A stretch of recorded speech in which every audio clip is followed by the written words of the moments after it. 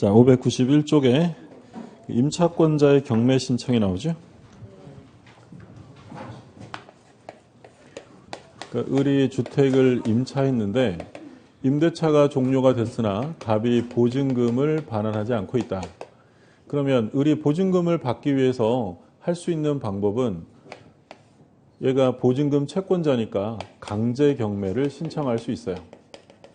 두 번째는 임차권 등기명령에 의한 등기를 실행할 수 있다. 그러니까 강제 경매라는 것은 이제 을이 바로 경매할 수 있어요? 법원의 판결을 받아야 돼요. 당연히 법원의 판결을 받아야죠. 저당권자 같은 담보권자가 아니니까. 그래서 보증금 반환 청구 소송을 제기해서 승소 판결을 받아서 그걸 권원으로 하는 경매가 강제 경매예요. 근데 이거 시간이 너무 많이 걸리면 안 되잖아요. 그래서 보증금 반환 청구 소송은 액수와 상관없이 소액사건 심판법의 일부 조항을 준용합니다. 그러니까 우리 현재 소액이라고 하면 소액사건이라고 하면 얼마 이하냐면 3천만 원 이하가 소액사건이에요. 그거는 빨리 재판을 해줘요. 근데 보증금은 액수와 상관없이 빠른 신속한 판결을 위해서 소액사건 심판법을 적용하고요. 그래서 강제경매를 하면 제일 중요한 건 뭐냐면 원래 주택을 보증금을 반환받는 거와 주택을 인도하는 건 무슨 관계예요? 동시행 관계죠. 그럼 원칙은 동시행 관계에서 얘가 강제경매를 실행하려면 갑을 이행지체 빠뜨려야 되는 게 원칙이에요. 그럼 뭐부터 하는 게 맞아요? 인도를 해서 얘를 이행지체에 빠뜨려야 되는데 주임법과 상임법에서는 인도를 하지 않고도 경매가 실행될 수 있다. 그게 이제 집행개시효권의 예외가 나오죠. 특례가 정해져 있고요. 중요하고. 그러니까 주택을 경매할 때 언제 인도하면 되는 거예요? 경매할 때 인도하는 게 아니라 아까 언제 인도해야 한다고 했냐면 보증금을 수령할 때. 보증금을 수령할 때는 인도를 해야 한다라고 했죠. 그러니까 이건 왜 그럴 수밖에 없냐면 이 사람이 우선 변제를 받으려면 인도와 주민등록 확정일자를 갖춰야죠. 그럼 대항 요건은 일시적에서는 안 되고 언제까지 존속해야 돼요? 배당 요구 종기까지 존속해야 우선 변제를 받아요. 근데 만약에 원칙을 적용해서 이 사람이 경매하려면 인도를 해야만 경매할 수 있다라고 해버리면 대항 요건이 없어지잖아요. 그럼 우선 변제를 받을 수가 없죠. 그럼 경매 하나만 하잖아요. 그러니까 이런 경우에는 인도하지 않고도 경매를 받게 해줘요. 첫 번째고. 두 번째는 임차권 등기명령 제도인데 이거는 언제 하는 거냐면 임대차 존속 중에는 안 되고 임대차가 종료가 됐는데 뭘 못 받았을 때 보증금을 못 받았을 때 관할 지방법원 지원 또는 시군법원 그러니까 1심 법원에다가 임차권 등기명령을 신청합니다. 법원이 기각하게 되면 항고하면 되고요. 여기서 제일 중요한 건 뭐냐면 임차권 등기명령을 왜 하느냐. 그러니까 예를 들어서 이 사람이 2016년 2월 1일 날 임차인으로 들어와서 인도 주민등록 확정일자를 갖췄고요. 근데 2년 계약이 끝났는데 이 사람이 돈을 안 줘요. 근데 문제는 돈 안 주면 어떻게 하면 되겠어요? 좀 기다리면 될 거 아니에요. 근데 기다리기가 어려운 상황이야. 왜냐하면 이 사람이 제주도로 발령났어요. 그럼 만약에 이 상태에서 제주도로 가버리면 얘는 우선 변제권이 남아요, 없어져요? 없어져요. 근데 이때 임차권 등기명령에 의한 등기 2018년 예를 들어 4월 1일 날 등기를 해두고 요 등기를 해두고 이사를 가게 되면 종전의 대항력과 우선 변제권이 소멸되지 않고 계속 유지가 되는 거예요. 그러니까 임차권 등기명령 제도의 가장 큰 실효성은 그거 등기하고 이사를 가면 예전의 대항력과 우선 변제권이 소멸되지 않는다라는 점이 가장 중요한 의미고요. 물론 원래 대항력이나 우선 변제권이 없던 사람이었다면 등기 시부터 대항력이 생기는 거고 원래 있던 사람이면 예전 대항력이 계속 인정이 돼요. 그리고 중요한 건 얘가 지금 이 집에서 제주도로 이사를 갔는데 이 부동산에 A라는 사람이 소액 임차인으로 들어왔다. 얘는 최우선 변제를 받을 수 없어요. 이게 제일 중요한 것 중에 하나니까 교재 볼게요. 591쪽에 괄호 2번에 집행개시효권의 특례 별표 2개 해두시고요. 그래서 맨 마지막에 뭐라고 되냐면 따라서 주택의 임차인은 그 주택에 계속 거주하면서 경매 절차를 진행할 수 있다. 다음 페이지 임차권 등기명령 별표 2개 해두시고요. 자, 줄 거두시면 임대차가 종료된 후, 종료돼야 돼요. 존속 중에 못합니다. 보증금을 반환받지 못한 임차인은 임차주택의 소재지를 관할하는 지방법원, 지방법원 지원 또는 시군법원에 임차권 등기명령을 신청할 수 있다. 어디 관할법원이라고 되어 있어요? 임차주택 소재지 관할법원이에요. 그러니까 임대인 주소지 법원이 아닙니다. 임대인 주소지가 아니라 그 목적물 소재지 관할법원에 합니다. 그리고 밑에 임차권 등기명령 신청을 기각하면 항고할 수 있고, 그 다음에 효력이 나오죠. 그 둘째 줄, 동그라미 1번 둘째 줄 마지막에 즉 이사를 가거나 주민등록을 이전할지라도 이미 취득한 대항력 또는 우선변제권을 상실하지 아니한다. 거기에 줄 거두시고, 그 다음에 동그라미 3번에 별표 2개 해두세요. 임차권 등기명령 집행에 의한 임차권 등기가 격려된 주택을 그 이후에 임차인은 소액보증금의 최우선 변제를 받을 수 없다. 제일 중요하고요. 그러니까 얘가 여기에 소액 임차인으로 들어가면 최우선 변제를 받을 수 없어요. 그게 왜 그러냐면, 자, 지금 이 집에 뭐가 등기되어 있다고요? 임차권 등기명령 등기가 돼 있어요. 그럼 그건 뭘 의미하냐면 이 집 주인은 웬만하면 보증금 안 빼주는 사람이라고 만천하에 공시가 돼 있어요. 근데 그 집에 소액 임차인으로 들어갑니다. 어떤 사람이에요? 네, 상태가 안 좋은 사람이 아니라 얘랑 친분이 있을 가능성이 매우 커요. 그러니까 이런 경우에 얘가 들어가서 요 소액이라도 빼돌리기 위해서 들어가는 경우가 많기 때문에 아예 법으로 금지해요. 그럼 만약에 우선 변제권은 인정이 될까요, 안 될까요? 지금 임차권 등기명령 등기가 돼 있는데 그 집에 임차 들어가면 우선 변제권이 될까요, 안 될까요? 그건 돼요. 그건 되고 뭐만 안 된다는 거예요? 최우선 변제. 왜냐하면 최우선 변제는 여기에 저당권이 달려 있어도 얘가 더 빨리 받아가잖아요. 근데 우선 변제권이면 저당권이 있으면 당연히 뒤에 받아가죠. 그럼 남으면 받아가고 없으면 말고 그건 지가 알아서 할 일이에요. 근데 문제는 소액 임차인으로 들어가면 다른 저당권자를 침해하기 때문에 그건 막겠다는 거야. 그래서 소액 최우선 변제 안 되고, 그럼 등기 비용 누가 부담해야 될까요? 당연하죠. 임대인이 해야 돼요. 임대인이 제때 돈 줬으면 이런 등기 할 리가 없잖아요. 그래서 동그라미 4번에 그 첫째 줄 마지막에 임차권 등기와 관련하여 소요된 비용을 누구한테 청구해? 임대인에게 청구할 수 있다. 5번은 참고로 한번 읽어보시고요. 그 다음에 판례박스에 별표 2개 해두시고요. 제목에 보면 제목만 보시면 돼요. 임대인의 보증금 반환 의무와 임차인의 주임법 3조 3에 의한 임차권 말소 의무가 동시행 관계에 있는지 여부 소극. 뭐부터 해야 될까요? 보증금 반환이 먼저 이루어져야 돼요. 그러니까 임차인이 보증금 주세요 이랬더니 임대인이 임차권 등기명령 등기 말소 안 하면 나 보증금 못 줘. 이렇게 할 수 있어요, 없어요? 없어요. 먼저 보증금을 줘야 한다. 동시행 관계가 아니라는 점 중요하고요. 그리고 오른쪽에 두 번째 점에 임차권 등기명령에 의하여 임차권 등기를 한 임차인은 배당 요구 없이 배당받을 수 있는지 여부 적극. 그러니까 요 등기를 해두었다면 경매 시에 배당 요구해야 돼요? 당연 배당 해준다는 거예요. 당연 배당 해줘요. 그러면 아까 배당 요구하지 않아도 되는 거 하나 있었어요. 뭐 있었죠? 그렇죠. 물론 이제 5분이 훨씬 지났기 때문에 생각이 안 나는 게 자기가 스스로 경매를 신청했을 때 두 가지예요. 스스로 경매를 신청하거나 임차권 등기명령 등기가 돼 있으면 배당 요구하지 않아도 당연 배당해 줍니다. 그 다음에 존속기간 보장이죠. 자, 맨 밑에 줄 거두세요. 기간을 정하지 아니하거나 기간을 2년 미만으로 정한 주택임대차는 그 기간을 2년으로 본다. 다만 임차인은 2년 미만으로 정한 기간이 유효함을 주장할 수 있다. 그러니까 이런 거죠. 갑이 을하고 주택을 임대차 했어요. 근데 계약을 할 때 계약 기간을 얼마로 했냐면 1년으로 했어요. 1년. 그러면 임대인이 계약 기간 1년이 지나니까 계약 기간 끝났어요. 나가세요. 라고 하면 돼요? 안 돼요? 안 돼요. 을은 나 더 살 거야. 2년 살 거야. 라고 주장할 수 있다는 거죠. 왜냐하면 최단 기간은 얼마 보장하니까? 2년. 근데 임차인이 나 1년 계약 끝났으니까 보증금 빼주세요. 할 수 있어요? 없어요?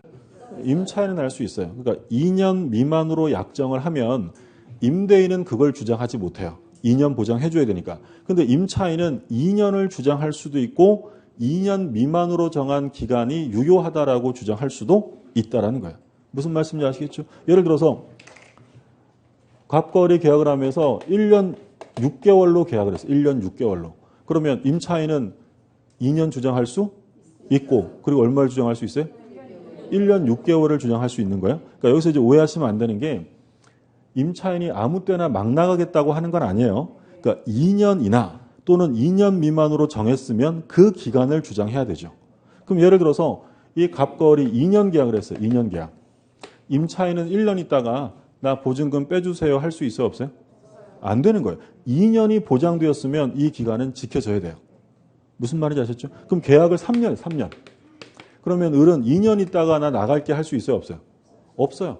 2년 이상으로 약정하면 그건 누구에게나 당연히 구속력이 있는 것이고 만약에 2년 미만으로 정했다면 임차인은 2년을 주장할 수도 있고 그 미만의 기간을 주장할 수도 있다. 자, 법정갱신은 우리 임대차 할 때 다 봤던 건데 전세권 할 때 정리했던 건데 주택을 임차해 주었다. 임대차 기간이 만료가 돼요. 만료되기 6개월에서 1개월 사이에 조건을 바꾸겠다. 이 기간 사이에 아무 얘기도 없었다는 거죠. 그러면 임대차는 소멸해요? 갱신돼요? 갱신돼요. 그럼 갱신되면 전 임대차와 동일한 조건이지 동일한 기간은 아닙니다. 기간은 어떻게 돼요? 여기서 정함이 없다 이러면 틀려요. 주택은 2년으로 본다. 상가는 1년으로. 강행 규정을 그러니까 우리 민법에서는 다 법정갱신되면 뭐가 돼요? 기간에 정함이 없는 건데 주택임대차는 전임대차와 동일한 조건이고요. 동일한 기간은 아니에요. 근데 여기서 정함이 없다라고 하면 안 되고 주택은 얼마로? 2년으로 본다. 상가는 1년으로 본다라고 규정돼 있어요. 그러니까 옛날에는 정함이 없는 것으로 본다라고 돼 있었는데 법이 개정되어서 아예 못 박았어요. 주택은 2년, 상가는 1년. 그러면 법정갱신되면 임대인은 주택은 2년, 상가는 1년을 보장해줘야 되니까 나가라고 할 수가 없죠. 이 규정에도 불구하고 임차인은 언제든지 해지를 통지할 수 있어요. 그럼 임차인은 끝내자고 할 수 있는데 그게 도달되고 얼마가 지나면 이제 3개월이 나오는 거예요. 그러니까 민법에는 3개월 없었죠. 민법에서는 전세권은 소유자가 하면 얼마? 6개월. 전세권자가 있을 때 6개월. 둘 다 6개월이고 임대차는 임대인이 하면 6개월, 임차인이 하면 1개월인 거예요. 근데 주택이나 상가 임대차는 임대인은 못해요. 최단 기간 보장이니까. 근데 임차인은 할 수 있고요. 그리고 발송하고요. 도달되고요. 해지 통지하면, 임차인이 하면. 우리 도달주의가 원칙이니까 도달되고 얼마가 지나면 3개월이 경과하면 그때 보증금 빼줘야죠. 이해되셨어요? 그러니까 제가 임차인인데 임대차가 끝나기 6월에서 1월 사이에 집주인도 아무 말도 안 했고요. 저도 1개월 전까지 아무 말 안 했어요. 그럼 임대차는 소멸되지 않고 어떻게 된다고요? 갱신돼요. 근데 제가 살고 있는데 우리 집주인이 전화해서 임차인 미안한데 내가 집이 좀 필요해. 내가 이사비랑 다 챙겨줄게. 좀 나가줘. 이러면 저는 나가야 돼요? 안 나가야 돼요? 저 2년 더 살 거예요? 라고 할 수 있다는 거야. 근데 이 상황에서 임차인인 제가 임대인한테 연락해서 임대인 아저씨 미안한데 나 지방 내려가서 살 거예요. 보증금 빼주세요. 할 수 있어요? 없어요? 있다는 거예요. 그럼 언제 빼주라고요? 3개월은 전에. 보증금 쌓아놓고 쓰는 거 아니니까 시간을 3개월은 주겠다는 거죠. 그 동그라미 2번에 줄 거두세요. 법정갱신이 되면 임대차의 존속기간은 뭐라고 돼 있어요? 2년으로 본다. 정함이 없다 이러면 틀려요. 2년으로 본다. 그러나 임차인은 언제든지 해지 통지할 수 있으며 임대인이 해지 통지를 받은 날로부터 3월이 경과하면 소멸한다. 받은 날. 발신주의가 아니라 도달주의죠. 3번. 2기의 차임에게 달하도록 차임을 연체하거나 기타 임차인으로서의 의무를 현저히 위반한 임차인에 대해서는 법정갱신이 인정되지 않는다. 얼마 이상 차임 안 내면 안 된다고요? 2기. 자, 그 다음에 이제 뭐 기타 사항 나오는데 그 오른쪽에 차임 증액이 나와요. 동그라미 2번 보면 595쪽에 동그라미 2번에 맨 위에 차임 또는 보증금의 증액 청구는 임대차 계약 또는 약정한 차임 등의 증액이 있은 후 얼마 안에 못해요? 1년 안에 못해요. 그러니까 계약하고 1년 또는 증액을 했다면 증액하고 또 1년 안에 할 수는 없다는 거죠. 또한 증액의 경우에는 약정한 차임 등의 20분의 1의 금액을 초과하지 못한다. 그러니까 몇 프로라는 거죠? 5%예요. 5%. 5%를 초과해서 올릴 수는 없습니다. 그리고 끝에서 셋째 줄에 마지막에 가운데 보면 줄 거두세요. 임대차 계약이 종료된 후 재계약을 하거나 또는 임대차 계약 종료 전이라도 당사자 합의로 증액한 경우에는 적용되지 않습니다. 그러니까 주택임대차를 계약했는데 예를 들어 2년 계약을 했어요. 2년 계약이 끝났는데 더 살고 싶어요. 재계약을 합니다. 이때 증액은 5%를 초과할 수 없어요? 초과할 수 있어요? 이건 얼마든지 초과될 수 있어요. 우리 막 전세 난리 났었잖아요. 뭐 전세금이 1억, 2억씩 막 뛰었어요. 그러니까 그거는 기간 중에 뛰는 게 아니라 언제? 계약 끝나고 재계약할 때 올라가는 거고요. 계약 기간 중에 증액할 때는 몇 프로 넘길 수 없다고요? 5%, 5%. 그래서 그게 마지막에 줄근 거예요. 종료된 후 재계약을 할 때 또는 종료되지 않았는데 당사자가 합의로 증액할 때는 5% 제한을 받지 않습니다. 그 다음에 이제 월차임 전환 시 산정률의 제한이죠. 그러니까 이건 무슨 얘기냐면 그 보증금을 월세로 돌릴 때 너무 많이 월세를 받으면 문제가 생길 수 있으니까 제한을 두는데 몇 프로냐면 동그라미 1번에 괄호에 뭐라고 되어 있어요? 연 1할 10%, 10%고요. 그리고 2번은 아까 수정표 나간 거 보셨죠? 4배수가 아니라 얼마를 더한 비율? 3.5%, 연 3.5%를 더한 비율이라고 되어 있어요. 그러니까 둘 중에 낮은 거. 그럼 지금 기준금리가 얼마예요? 1.5%죠. 1.25에서 얼마 전에 올렸죠? 요번엔 동결 했고. 그럼 1.5에 3.5 더하면 5%예요. 그러면 1번은 10%고 2번은 5%잖아요. 그럼 뭘 곱해야 돼요? 5%. 그럼 1억을 월세로 바꾸려면 1억 곱하기 5%를 하라는 거예요. 그럼 1억 곱하기 5% 하면 계산해 보세요. 예. 그 얼마예요? 500이죠.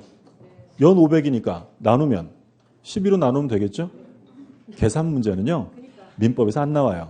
예. 근데 중개 실무에서 나올 수 있죠. 실무에서는 그 계산 문제가 나올 수 있는데 그러니까 민법에서는 이것만 기억하면 돼요. 배수를 하나는 10%, 하나는 몇 프로에? 더하기 3점. 이게 수시로 바뀌어요. 예전엔 곱하기 4였다가 더하기 4였다가 더하기 3.5로 바뀐 거예요. 더하기 3.5. 상가의 경우에는 12% 또는 곱하기 4.5예요. 상가 뒤에 나올 거니까 그때 보시고. 그 다음에 이제 임차권 승계가 나오는데 사실혼 배우자의 승계가 나오죠.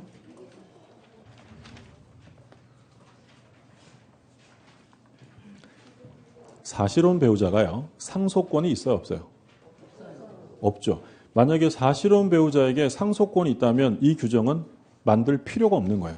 근데 이제 문제는 뭐냐면 집이 있는데 갑이랑 을이랑 사는데 이 을이 갑이 임차권자고요. 이 을이 사실혼 배우자예요. 근데 이 갑이라는 사람이 사망을 합니다. 그러면 사실혼 배우자가 상속을 할 수 있어요, 없어요? 상속을 할 수 없어요. 왜냐하면 법률혼이 아니니까. 그러면 이거 보증금 다 어디로 가는 거예요? 국고에 귀속이 되는 거예요. 그러면 이 사실혼 배우자는 길바닥으로 나가야 되니까 이 사람을 보호하기 위해서 이 사실혼 배우자가 요 임차권을 뭐 할 수 있게? 승계할 수 있도록 규정을 했다라는 거예요. 그게 얘기가 나온 거고. 근데 그 596쪽에 2번 보세요. 2번. 임차인이 사망한 경우에 사망 당시 상속권자가 그 주택에서 가정공동 생활을 하고 있지 아니한 때에는 그 주택에서 가정공동 생활하던 사실상 혼인관계에 있는 자와 이촌 이내의 친족은 공동으로 임차인의 권리 의무를 승계한다. 다만 유의할 점은 상속권자가 사망한 임차인과 가정공동 생활을 하고 있다면 임차권은 상속권자에게 상속되고 사실혼자에게 승계되지 않는다. 그러니까 이게 무슨 얘기냐면 갑이 사망을 했는데 갑의 상속권자가 있을 수도 있고 없을 수도 있잖아요. 없으면 누가 단독 승계하는 거예요? 사실혼 배우자가 단독 승계해요. 근데 상속권자가 있으면 다시 그 상속권자와 관련해서 그 사람이 가정 공동 생활을 하고 있느냐라는 문제예요. 가정 공동 생활을 하고 있으면 어떻게 된다는 거예요? 상속되고 끝나요. 상속되고 사실혼 배우자는 승계 못합니다. 근데 가정 공동 생활을 같이 하고 있지 않다라고 하면 이때는 어떻게 하라고요? 몇 촌? 2촌. 3촌, 4촌 틀려요. 2촌. 2촌 이내의 친족과 사실혼 배우자가 같이 승계를 해야 한다는 거죠. 이해되셨어요? 네. 요거 규정도 있고. 그러니까 지금 이 집에 갑이랑 을이랑 있는데 갑의 전처 소생의 자녀 A가 있어요. 그러면 이 A는 갑의 상속권자잖아요. 그럼 이 상태에서 갑이 사망하면 어떻게 된다고요? A가 상속하는 거예요. 저기서 잘 모시고 살아 이런 취지겠죠? 근데 만약에 이 A라는 사람이 없으면 얘가 단독으로 승계하고요. 얘가 밖에 나가 있으면 얘랑 어떻게 한다고요? 공동 승계한다는 거예요. 이해되셨어요? 네. 이거 수업했더니 내보내야겠네. 공동 승계지, 공동 승계. 자, 그다음 담보 책임 준용한다라는 거 봐두시고요. 자, 주임법 다 보셨고.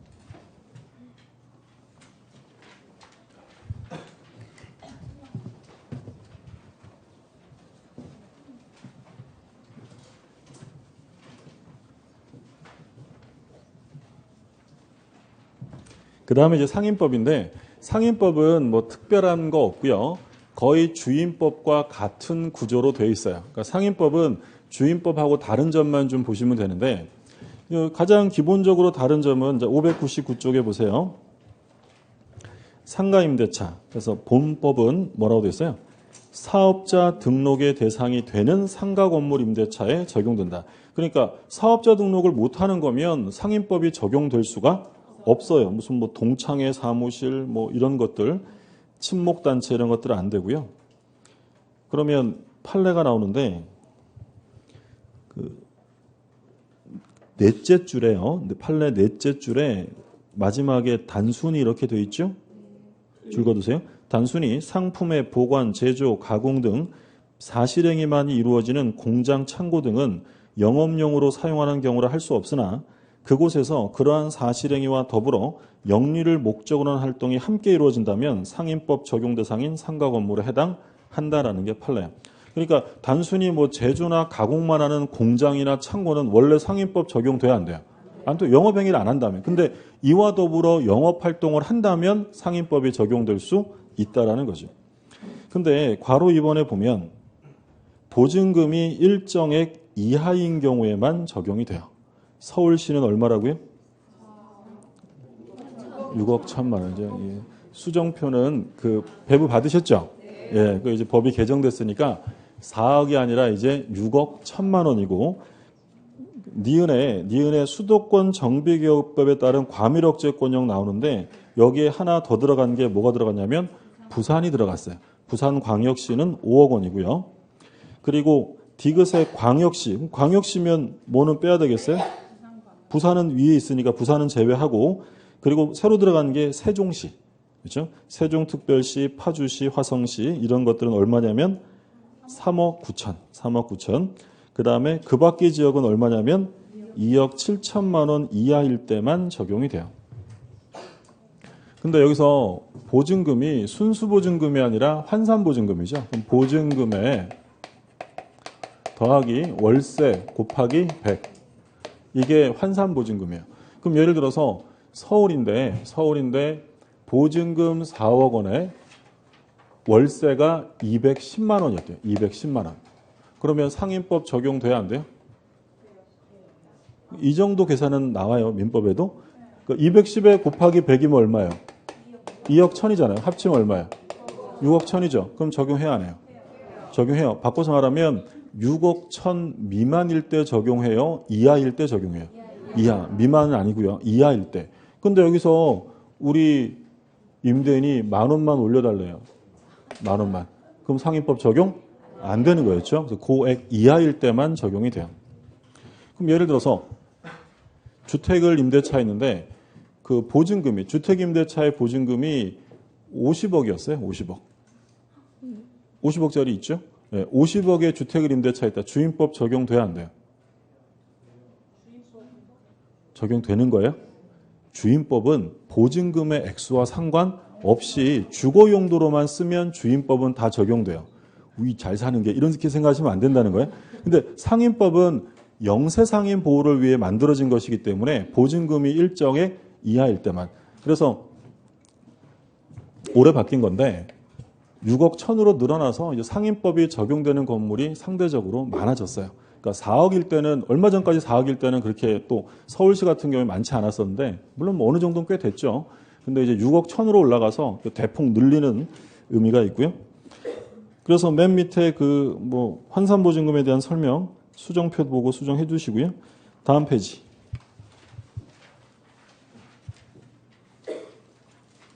자, 니은 판례 볼게요. 니은 최근 판례인데 조심하실 판례입니다. 니은에 보면 사업자 등록 줄 거두세요. 사업자 등록 신청서에 첨부한 임대차 계약서와 등록사항 현황서에 기재되어 공시된 보증금 및 차임에 따라 환산된 보증금이 보증금액 한도를 초과하는 경우, 그러니까 공시된 게 보증금액을 넘었다는 거야. 근데 실제 임대차 계약은 보증금을 충족한대요. 상임법 적용해야 하네요. 그럼 제가 지금 뭘 여쭤보는지 아시겠어요? 그러니까 외부에 표시된 건 보증금액이 6억 1천만 원 이하라는 거에 초과라는 거예요. 초과되어 있는데 실제로는 6억 1천 이하였다는 거예요. 그러면 상임법을 적용할 수 있느냐? 할 수 없다라는 게 최근의 판례예요. 그래서 마지막에 임차인은 대항력을 주장할 수 없다. 그리고 괄호 3번에 별표 2개 해두세요. 별표 2개 해두시고 보증금이 일정액을 초과하는 임대차에도 적용되는 범위. 그러니까 원래 보증금이 일정액을 초과하면 상임법이 적용될 수가 없죠. 그럼 뭘 적용해야 돼요? 상가리 임대차 있는데 보증금이 6억 1천을 넘어요. 그럼 뭘 적용해야 돼요? 민법을 적용해야죠. 상임법은 민법의 특별법이잖아요. 그렇잖아요. 조금만 있으면 식사하실 수 있어요. 힘내시고. 예. 그러니까 보증금이 일정액을 초과하면 원래 상임법은 적용이 안 되는 건데 일부 조항은 적용해 주겠다는 거예요. 그게 네 가지인데 대항력 등에 관한 규정. 첫 번째고 두 번째는 계약 갱신 요구 제도. 세 번째는 차임 연체와 해지에 관한 규정. 그리고 권리금 회수 기회 보호. 이 네 가지는요. 보증금의 액수와 상관없이 상가 임대차에는 전부 적용을 해주겠다. 그럼 이 네 가지 빼고는 특별법에 적용을 받을 수 없고 일반 민법에 따라야 돼요. 그러니까 이거 이제 좀 이따 볼 텐데 차임 연체 얼마 이상 연체되면 해지할 수 있냐면 상가는 잘 모르면 3이에요. 상가는 3개. 이거 이제 아직 안 보셨으니까 일단 확인만 하세요. 그게 지금 쭉 적혀 있는 거예요. 자, 그다음에 괄호 5번에 보면 상임법은 자연인은 물론 어디에도 적용돼요? 법인. 주임법은 법인에 원래 안 되는 거잖아요. 상임법은 상관없고 역시 6번에 일시 사용을 위한 임대차가 명백하면 적용하지 않습니다. 그 다음에 오른쪽에 대항력이 나오죠. 주민등록이 아니라 둘째 줄 마지막에 뭐라고 돼 있어요? 사업자 등록을 신청한 때는 다음 날부터. 조심하실 게 사업자 등록증을 교부받은 다음 날이 아니고요. 뭐 한 다음 날? 신청한 다음 날. 그 점 조심하시고. 자, 판례 박스에 파란 글씨 줄 거두세요. 뭐라고 되냐면 사업자 등록은 대항력 또는 우선 변제권의 취득 요건일 뿐 아니라 존속 요건이기도 하므로 배당 요구 종기까지 존속하고 있어야 한다. 언제까지라고요? 배당 요건. 아까 보셨죠? 대항 요건은 그때까지 갖춰야 되고 두 번째 판례는 아까 보신 거예요. 상임법상 대항력 및 우선 변제권을 유지하기 위해서는 건물을 직접 점유하면서 사업을 운영하는 전차인이 그 명의로 사업자 등록을 해야 한다. 아까 주택 전대차 되면 주민등록 누구 이름으로 해야 한다고요? 임차인이에요, 전차인이에요? 전차인. 이것도 마찬가지예요. 상가도 누구 이름으로 하라고요? 전차인 이름으로 해야 한다는 거죠. 그러면 만약에 사업자가 폐업을 했다가 다시 한대요. 다시. 그러면 대항력이 예전 게 인정돼요? 새로 인정돼요? 새로운 주택도 똑같았죠. 줄거진 거 보세요. 그 사업자가 폐업 신고를 하였다가 다시 같은 상호 및 등록번호로 사업자 등록을 하였다 하더라도 상임법의 대항력 및 우선 변제권이 그대로 존속한다고 할 수 없다. 새롭게 인정이 되는 거죠. 이제 사업자 등록 대항 요건 나오는데 다음 페이지 볼게요.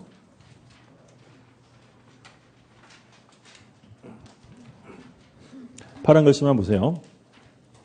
사업자 등록 신청서에는 신청서에 첨부한 임대차 계약서의 목적물 소재지가 당해 상가 건물에 대한 등기부상 표시와 불일치하다. 주소가 잘못됐다는 거죠. 그러면 밑에 유효한 공시 방법이 될 수 없어요. 그러니까 주소가 정확하게 사업자 등록이 돼야 되고요. 그리고 밑에 파란 글씨 보면 건물의 일부분을 임차한 경우 그 사업자 등록이 제3자에 대한 관계에서 유효한 공시 방법이 되기 위해서는 등록 신청 시 뭘 해야 되냐면 임차 부분을 표시한 뭘 첨부해? 도면. 다른 사람들이 알아야 되니까. 일부를 상가 임차할 때는 사업자 등록 신청 시에 도면 첨부를 해야 돼요. 물론 다만 이렇게 하면 다만 사회통념상 사업자 등록이 도면 없이도 제3자가 해당 임차인이 임차한 부분을 구분하여 인식할 수 있을 정도로 특정되었다. 그러면 안 해도 돼요. 그럼 이건 뭐 상식적으로 이해하시면 돼요. 원래 도면 첨부해야 되는데 도면 첨부 안 해도 그 사람이 사용하는 부분이 명확하게 구분되어서 누구나 알 수 있다면 그때는 도면 첨부하지 않아도 된다라는 거죠. 그 얘기고 괄호 2번은 똑같아요. 임차 건물의 양수인은 임대인 지위를 승계한 것으로 본다라는 점 보시고 그 다음에 괄호 3번 똑같은 내용 경매와 관련되는 거죠. 마지막에 보증금이 전액 변제되지 않은 대항력 있는 임차권은 소멸하지 않는다. 그러니까 주택에서 보셨던 내용 그대로고요. 그리고 우선 변제 받을 수 있는데 우선 변제 받으려면 뭘 갖추라고 되어 있죠? 대항 요건 외 확정일자. 그럼 동그라미 1번 맨 밑에 보세요. 602쪽에 맨 밑에 1번. 대항 요건을 갖추고 관할 세무서장으로부터 임대차 계약서상의 확정일자를 받은 임차인. 누구한테 받아요? 확정일자? 관할 세무서장 동그라미 해두시고요. 예전에 이 중개실무시험에서 구청장으로부터 이렇게 한번 나온 적이 있어요. 구청장 아니고 누구한테 받아요? 세무서장. 나머지 내용들 다 똑같고요. 소액보증금 똑같은데 액수는 서울은 좀 기억해 두세요. 서울은 소액이 얼마야? 6,500에 2,200을 최우선 변제해 줍니다. 이것 개정할 줄 알았는데 이건 개정 안 했어요. 서울에서 6,500만 원짜리 상가 임대차를 찾아본다는 건 매우 어렵겠죠. 왜냐하면 이 6,500이 순수보증금이 아니라 환산보증금이에요. 그러면 월세 2,000에 보증금 2,000에 월세 45만 원. 그럼 딱 얼마가 되겠어요? 6,500. 그러니까 이것도 역시 무슨 보증금이라고요? 환산. 동그라미 3번에 그 얘기는 소액 임차인의 범위를 결정하는 보증금은 순수보증금이 아니라 환산보증금을 말한다. 그러니까 환산보증금으로 6,500 이하 나오기가 쉽지 않다는 거죠. 그리고 이제 경매 신청 다 보셨고요. 다음 페이지에 집행개시 요건의 특례. 그러니까 인도해야 돼요? 인도하지 않고 할 수 있어요? 인도하지 않고. 그리고 4번에 보면 임차권 등기명령제도 다 똑같습니다. 그리고 5번에 임대차 기간 나오는데 기간을 정하지 아니하거나 얼마 미만이요? 1년. 그러니까 상가 임대차는 최단 기간이 얼마냐면 1년. 주택은 2년, 상가는 1년이고요. 그리고 오른쪽에 법정갱신 나오죠? 똑같아요. 법정갱신. 기간은 어떻게 된다고요? 1년. 정함이 없는 것으로 본다라고 하면 틀리고 1년. 동그라미 3번에 별표 하나 해두세요.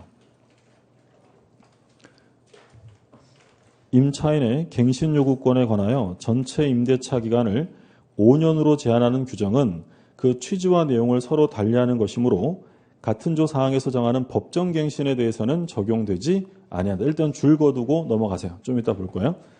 그 다음에 이제 계약갱신 요구권이 나옵니다. 중요하죠. 별표 3개 해두세요. 이게 왜 중요하냐면 계약갱신 요구권은 주택임대차 보호법에는 없어요. 어디에만 있냐면 상임법에만 있어요. 자, 괄호 1번에 보면 임대인은 임차인이 기간 만료 전 6개월부터 1개월 사이에 행하는 갱신 요구에 대하여 정당한 사유 없이 이를 거절하지 못한다. 그러니까 상가는 최단 기간이 얼마라고요? 최단 기간 1년인데 이거를 기간 끝나면 갱신 요구에서 몇 년까지 할 수 있냐면 5년까지 갱신 요구가 가능해요. 특별한 문제가 없으면. 근데 저절로 갱신되는 건 아니고 뭐 해야 된다고 돼 있죠? 임차인이 갱신을 요구해야 돼요. 그러니까 6개월에서 1개월 사이에 갱신 요구 안 하면 소멸되는 거예요. 저절로 갱신되는 건 아니라는 점 조심하시고. 근데 일정한 경우에는 거절할 수 있는데 거절 사유가 시험에 잘 나와요. 1번에 보면 임차인이 얼마 차에 맞냐면 3기. 이거 별표 동그라미 해두시고 별표하고 동그라미 해두세요. 이거 2기로 바꿔가지고 시험에 많이 냈고요. 상가는 2기가 아니라 3기예요. 그 다음에 뭐 2번은 참고로 보세요. 3번 조심하세요. 3번. 서로 합의하여 임대인이 임차인에게 상당한 보상을 제공한 경우. 뭐 했다고요? 합의해서 보상을 한 거예요. 그러니까 이런 거죠. 임차인이 임대인에게 갱신을 요구하니까 임대인이 임차인 미안한데 내 갱신이 좀 어려울 것 같아. 대신 보상해 줄게. 얼마나 해줄까? 이렇게 합의해서 보상했다면 거절할 수 있어요. 그럼 만약에 임대인이 보상 금액을 공탁한 경우라고 하면 거절 사유 아니에요. 안 돼요. 공탁하면 안 되고요. 뭐 하라고요? 합의해야 돼요. 합의. 얘따 이거나 받아라. 이거 공탁하는 건 안 되는 거고 합의해야 거절 가능하고. 그 다음에 4번 참고로 보세요. 전부 일부를 동의 없이 전대한 경우. 5번 별표하시고요. 임차인이 임차한 건물의 전부 또는 일부를 고의나, 그 다음이 시험에 잘 나와요. 중대한 과실. 고의나 중대한 과실로 파손했다면 갱신을 거절할 수 있어요. 그 시험에 잘 나오는 건 뭐겠어요? 만약에 임차인의 경과실로 파손이 됐어요. 임차인의 경과실로 파손되면 갱신 요구 거절할 수 있어요? 없어요? 없어요. 고의 또는 중대한 과실이고. 다음 페이지 보세요. 7번. 임대인이 다음 어느 하나에 해당하는 사유로 목적 건물의 전부 또는 대부분을 철거하거나 재건축. 전부 또는 대부분이요. 전부 또는 대부분을 철거하거나 재건축할 때 이때는 어쩔 수 없이 거절할 수 있어요. 근데 이제 문제는 그런 거 있죠. 제가 상가 임차인으로 사용을 하고 있는데 임대인 입장에서 요 임차인 갱신 안 해주고 싶으면 제일 만만한 게 뭘까요? 리모델링 해야 돼. 리모델링 해야 되니까 나가줘 라고 하는 거야. 그러면 안 되잖아요. 그래서 이제 법을 좀 바꿔서 기역을 뒀어요. 기역을 볼게요. 임대차 계약 체결 당시 공사 시기 및 소요기간 등을 포함한 철거 또는 재건축 계획을 임차인에게 구체적으로 고지하고 그 계획에 따르는 경우. 언제 알려줬어야 돼요? 계약 체결 당시에 알려줬어야 돼요. 계약 진행 중에 재건축할 거니까 나가. 이거 안 된다는 거예요? 그럼 니은디귿은 한번 읽어보시고요. 물론 그 계약 기간 중에 계약 체결 시에 안 알려줬어도 안전사고의 우려가 있으면 그때는 어쩔 수 없는 거고요. 그냥 니은에 나와 있고. 그럼 지금 말씀드린 것처럼 갱신 요구가 가능한데 몇 년까지만 된다고요? 5년. 그러니까 5년을 초과해서는 갱신 요구를 할 수 없어요. 그럼 주택임대차는 임대차 기간이 만료될 때 임차인이 임대인에게 계약 갱신 요구권을 행사할 수 있어요? 없어요? 주택임대차. 없어요. 기간 만료되면 재계약하든지 나가든지 해야 되는 거예요. 근데 상가임대차는 기간 만료되기 6월부터 1월까지 나 갱신해줘 라고 뭐 할 수 있다고요? 요구할 수 있어요. 요구하면 이에 응해야 되는 거예요. 특별한 사정이 없다면. 아까 보신 사정이 없으면 몇 년까지는? 5년까지는. 그래서 지금 주임법도 갱신 요구 제도를 넣자라는 지금 개정안이 논의 중에 있는데 아직 주택은 그런 거 없고요. 상가는 그래요. 그럼 문제는 5년이 끝나가는데 건물주가 아무 얘기 안 해요. 그러면 여기서 종료되느냐 아니면 1년간 또 법정갱신이 되느냐 이게 문제겠죠. 그러니까 지금 갱신 요구권은 몇 년에 제한합니까? 5년에 제한하는데 이 규정이 법정갱신에 적용되느냐 이건 안 되는 거예요. 5년이 넘을 수도 있어요. 뭐가 되면? 법정갱신. 근데 여기서 오해하시면 안 되는 건 이게 6년, 7년 이렇게 갔다면 이게 늘어나는 것은 법정갱신 때문이지 갱신 요구권 때문이 아니에요. 그러니까 만약에 지문에 일정한 사정이 있는 경우에는 임차인은 5년을 초과해서도 갱신을 요구할 수 있다. OX예요. 안 돼요. 갱신 요구는 5년까지고 그런데 법정 갱신되는 경우는 어쩔 수 없는 거죠. 그래서 아까 좀 이따 본다고 한 건데 다시 돌아와서 605쪽에 605쪽에 동그라미 3번이에요. 임차인의 갱신 요구권에 관하여 전체 임대차 기간을 5년으로 제한하는 규정. 그 취지와 내용은 서로 다르기 때문에 밑에 어디엔 적용 안 돼요? 법정 갱신은 적용하지 않습니다. 따라서 법정 갱신이 되는 경우와 임대차 기한이 5년을 초과할 수도 있다. 5년이 넘어갈 수도 있다는 거죠. 봐두시고. 자, 다시. 그 괄호 3번이에요. 괄호 3번. 임차인의 갱신 요구권은 최초 임대차를 포함해서 몇 년까지만 가능하냐면 5년. 5년을 초과하지 않는 범위에서만 행사할 수 있다. 3번이 그렇고. 그리고 4번에 그 갱신이 될 때도 동일한 조건이고요. 차임 보증금 증액은 얼마 범위 안에서 가능하냐면 100분의 9가 아니라 5로 바뀌었어요. 5로. 그러니까 이제 옛날엔 주택은 5%, 상가는 9%였는데 법이 개정되어서 아예 공부하기 쉬워졌죠. 둘 다 그냥 몇 프로? 5% 초과하면 안 돼요. 5%. 그다음에 오른쪽에 뭐 전차인도 갱신 요구 대위할 수 있어요. 5번에 나와 있고. 그 다음에 이제 권리금 회수기의 보증. 권리금 회수기에 관한 규정이 몇 년 전에, 한 2년 전에 제정이 되고, 개정이 되면서 계속 이게 출제가 많이 됐었어요.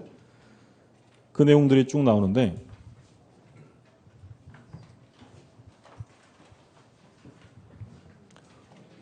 갑이 임대인이고, 을이 임차인이에요. 그러면 임차인이 이제 권리금을 내고 들어온 거죠. 근데 임차인은 원칙적으로 권리금을 법적으로 보호를 받지 못했어요. 근데 이제 임차인을 위해서 권리금 회수 기회를 보호해 주는데 그럼 만약에 을이 병이라는 사람을 데려와요. 얘가 이제 신규 임차인. 얘랑 권리금 계약을 하는 거죠. 계약을 하고 이 병을 데려오면 임대인은 이 신규 임차인과 계약을 해줘야 되느냐. 그러니까 우리가 순수하게 사적 자치 영역에서 본다면 임차인이 데려온 사람이랑 임대인은 임대차 계약을 해줘야 돼요? 안 해줘도 돼요? 내 마음이죠. 안 해줘도 되는 거예요. 그럼 안 해주면 요 의뢰하는 사람은 권리금을 회수할 수가 없는 거예요. 그래서 법을 만들어서 얘가 얘를 데려오면 갑은 얘랑 계약을 해 주어야 한다는 거예요. 만약에 해주지 않음으로써 이 사람이 피해를 입게 되면 거기에 대해서 임대인이 손해배상을 해야 한다는 거예요. 그게 권리금 회수기의 보호 규정이에요.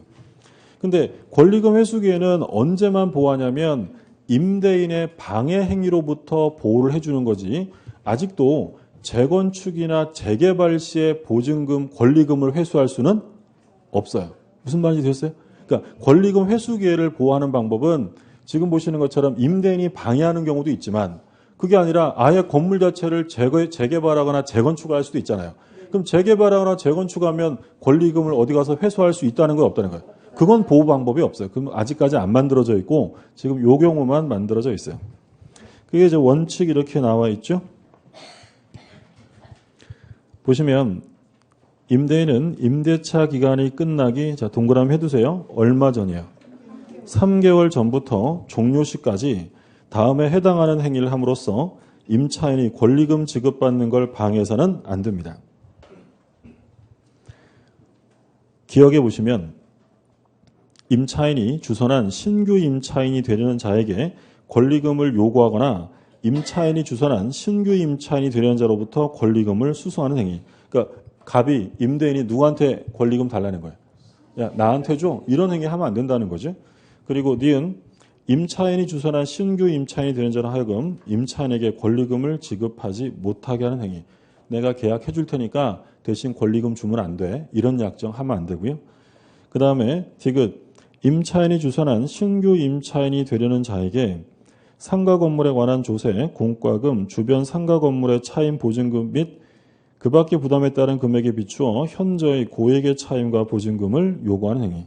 그러니까 이 얘기잖아요. 법에서 지금 뭐라고 했냐면 을이 병을 데려오면 갑은 병이랑 계약을 해줘야 한다고 했어요. 그래야 얘가 권리금을 받을 테니까. 그러니까 계약을 해주라고 하니까 내가 해주긴 하는데 이 동네 예를 들어 권리금 시세가 한 2억 해요. 근데 나랑 계약하려면 권리금 5억이야. 보증금이 5억이야. 이렇게 계약을 하겠다는 거예요. 실제로 하겠다는 거 안 하겠다는 거예요?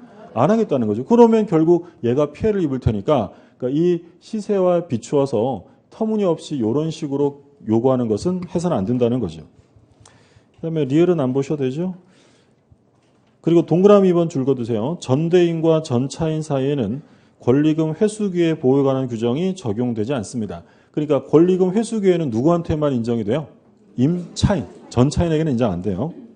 그럼 위반하면 효과가 나오죠.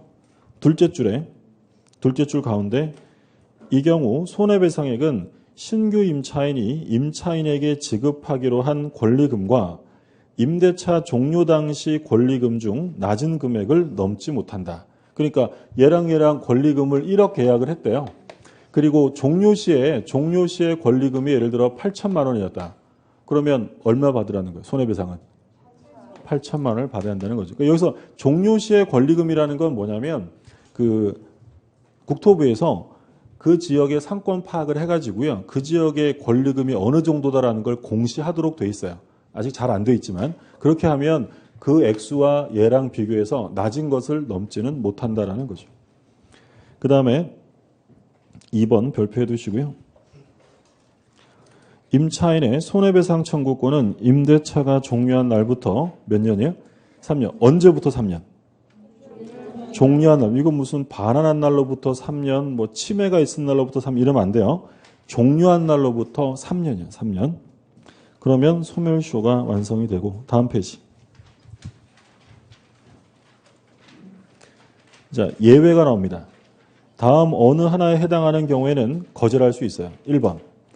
임차인이 주선한 신규 임차인이 되려는 자가 보증금 또는 차임을 지급할 자력이 없는 경우에요. 얘가 돈이 없어 보인대요. 그럼 뭐 할 수 있다고요? 거절할 수 있다. 2번. 임차인이 주선한 신규 임차인이 되려는 자가 임차인으로서의 의무를 위반할 우려가 있거나 그 밖에 임대차를 유지하기 어려운 상당한 사유가 있는 경우. 그러니까 딱 얼굴 보니까 의무 위반할 것 같대요. 그러면 거절할 수 있다는 거죠. 사실 1번이나 2번 조문은 이런 조문은 사실 만들면 안 되죠. 이건 뭐 너무 불명확하잖아요. 뭐 얘가 얘 뭐 계좌 추적할 수 있는 것도 아니고 이 경우에 얘가 자력이 있는지 없는지도 잘 모르는 거 아니에요. 보증금만 내면 되는 거지. 1번, 2번은 별 의미 없고요. 3번 보세요. 3번. 임차 목적물인 상가 건물을 얼마 이상의 1년 6개월 이상 영리 목적으로 사용하지 아니한 경우. 이해되셨어요? 누가 사용하지 않은 거예요, 이거 지금? 여기서 말하는 건 임대인을 말하는 거예요. 법조문을 쓸 때, 법조문을 만들 때 명확하게 안 만들어가지고요.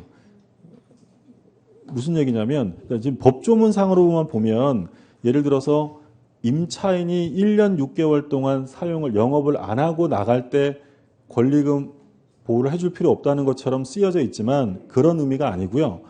이 임대인이 얘를 내보낸 다음에 1년 6개월 동안 이 건물을 상가로 쓰지 않을 때요. 얼마 이상이라고요? 1년 6개월이죠. 그게 입법 취지입니다. 법조문상. 뭐 누가 했느냐 그런 게 시험에 나오진 않겠지만 그런 취지라는 거 보시고 그 다음에 4번 임대인이 선택한 신규 임차인이 임차인과 권리금 계약을 체결하고 그 권리금을 지급한 경우 누가 선택했다고요? 임대인. 이게 무슨 얘기냐면 얘는 목적이 뭐만 받으면 되는 거예요. 권리금만 받으면 되잖아요. 그러면 이 갑이 예를 들어 자기가 마음에 드는 A랑 임대차 계약을 하고 권리금을 얘한테 주라고 하면 얘랑 계약을 해야 돼요? 안 해도 되는 거야? 안 해도 되는 거죠. 지금 얘가 데려온 신규 임차인이랑 계약을 해야 되죠. 안 하면 손해배상 하라는 거예요. 근데 그 이유는 뭐냐면 얘가 권리금 받아가게 해주는 거죠. 그러면 얘랑 계약 안 하고 내가 마음에 드는 사람이랑 계약하고 얘한테 권리금 주게 하면 얘는 피해 있어요? 없어요? 없죠. 이런 경우에는 얘랑 계약하는 걸 거절할 수도 있다라는 거예요. 누가 선택했다고요? 임대인이. 자, 근데 적용 제외가 나옵니다. 1번. 임대차 목적물이 상가 건물이 쭉 나오죠? 마지막에만 줄 거두세요. 대규모 점포 또는 준대규모 점포의 일부인 경우. 상가 임대차라는데 그게 지금 어디라고요? 대규모 점포. 그러니까 대규모 점포는 뭘 말하냐면 바닥 면적이 뭐 3,000제곱미터 이런 얘기 나오는데 쉽게 생각하면 백화점, 대형 마트. 그럼 이런 경우에는 대규모 점포잖아요. 그런 경우에는 상임법에서 권리금 회수기회가 보호되지 않아요. 또는 뭐 전통시장 같은 거 있죠. 전통시장도 넓은 경우에는 상임법 그 권리금 회수 보호가 안 되기 때문에 그거는 해주려고 지금 개정 작업 중에 있어요.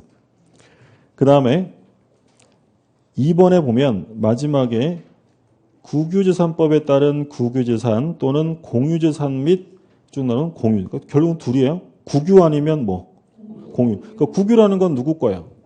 나라 국가 거고요. 공유는 지자체 거예요. 그러니까 이런 경우에 건물 소유자가 이렇다면 그때는 적용되지 않는다라는 점 주의하시고요.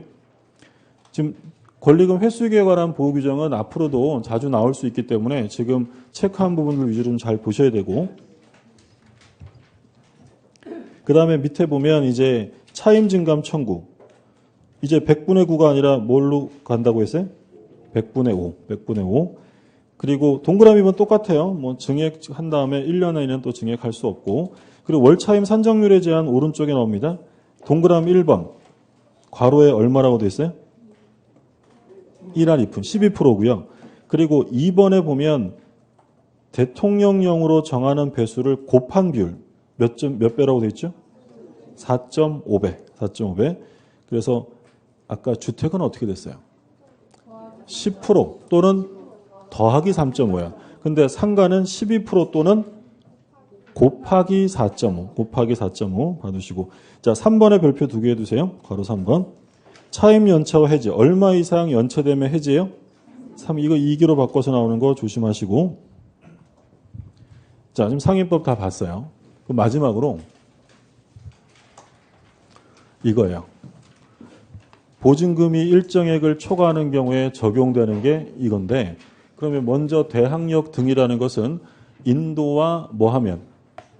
인도와 사업자 등록을 신청하면 다음 날부터 뭐가 생겨요? 대항력이 생겨요. 그리고 대항요건을 갖춘 이후에 상가 건물의 소유자가 바뀌면 새로운 소유자는 임대인의 지위를 모두 다 승계해요. 이거는 보증금의 액수와 상관없어요. 그리고 갱신요금 몇 년까지 하죠? 5년. 이것도 보증금의 액수와 상관없어요. 예를 들어 보증금이 상가임대차인데 10억이라 하더라도 5년까지는 할 수 있게 해주는 거예요. 그리고 차임 연체와 해지 몇 기? 3기고요. 그리고 권리금 회수기에는 상가 권리금 보증금의 액수와 상관없이 다 적용을 해줘요. 그러면 지금 본 것 중에 이 4가지 빼고는 전부 다 상임법에 적용을 해야 하나요? 안 해요. 적용되는 건 이거밖에 없는 거예요. 그럼 예를 들어서 제가 10억짜리 상가 임차인인데 인도와 사업자 등록을 신청하고 안 해준다는 거 우겨가지고 확정일자 받았어요. 그럼 경매시에 우선변제권 인정돼야 안 돼요? 우선변제. 안 된다는 거예요. 되는 건 이거밖에 없다고요.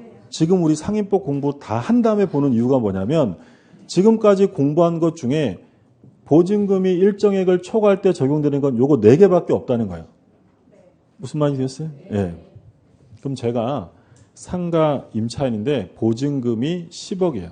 10억짜리인데 경매를 실행하고 싶어요. 그 상가 건물을 인도해야 돼요? 인도하지 않고도 경매할 수 있어요? 인도해야 돼요. 인도하지 않아도 된다는 건 주임법, 상임법의 특별 규정이고 민법, 일반법으로 돌아가면 상대방을 이행지체에 빠뜨려야만 가능하다라고 했죠. 이해되셨어요? 아니 지금 우리가 본 상임법 중에서 보증금하고 상관없이 이용되는 건 요거 4가지밖에 없다고요. 그럼 예를 들어 제가 상가 임차인이에요. 10억짜리. 근데 끝났는데 보증금 못 받으면 임차권 등기 명령안 등기 신청할 수 있어요? 없어요? 없어요. 그런 제도 없죠. 적용 안 한다고요. 무슨 말인지 이해했어요? 네. 최단 기간 보장돼야 안 돼요? 상가는 1년, 주택은 2년이잖아요. 민법은 최단 기간 보장이 있어요? 없어요? 없죠. 그러면 10억짜리 상가 임대차면 최단 기간 보장돼야 안 돼요? 안 되는 거예요. 그렇죠? 되는 건 요거 4개밖에 없다고요. 이해되셨어요? 작년에도 시험 보기 직전까지 막 했는데 사례 문제 요구 그대로 나왔어요. 다른 건 없으면 우선 변제 받을 수 있느냐, 뭐 갱신 요구는 가능하잖아요. 또는 뭐 존속 기간이 보장되느냐 이런 것들 적용되는 건 몇 가지밖에 없다고요? 네 가지. 자, 식사하시고요. 자, 지금 시간이 15분이네요. 그러면 시간이 많이 지났는데 강의를 듣는 분들이 시간 가는 줄 몰라야 되는데 예. 식사하시고 여유 있게 3시 20분에 다시 만나죠. 네, 식사 맛있게 하시고요.